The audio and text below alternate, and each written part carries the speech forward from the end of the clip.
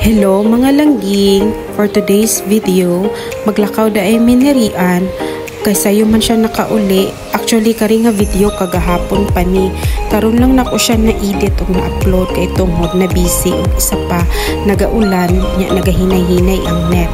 Karon palakaw na mi dito sa amo ang permiso, nga amo ang bayaran. Ang panahon di ay diri nagaulan-ulan, tapos nagataliksik, actually nabasa gid mi ani, hinahinay lang ang padagan, tanawan ninyo ang langit pertig yung daguma.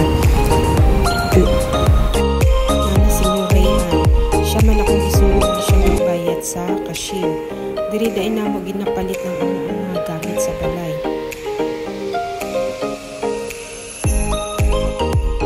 Ang next na magiatuan, diri nagbayad mi sa motor sa kauban ni Rian sa trabaho, kay nakiusap man siya nga si Rian na lang daw magbayad, kay naara man diri si Rian sa Marbel.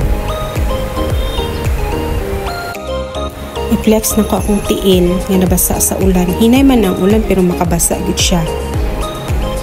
Naaraman sa atbang sa baywak ang amo ang last na giadtuan katong gibayaran namo. So nagmeryenda na lang mi diri, dala na lang pud pasilong kay medyo nagkusog na gyud ang ulan.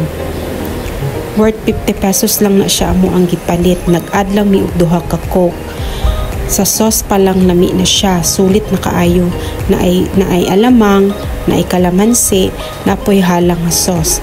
Para saan akong giyabo, ang ingon na Rian, kamatis daw na siya.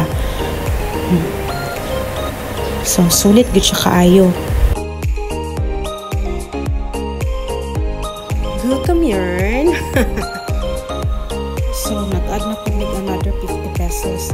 Late na nako nabalaan nga naaman di ay garlic flakes. So, gibutangan ako siya daghan. Kay isa na siya sa nagapalami sa sauce. Karang daghan kaayo o garlic flakes.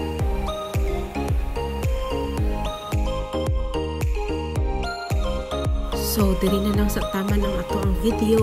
Salamat sa inyong pagtanaw. Amping!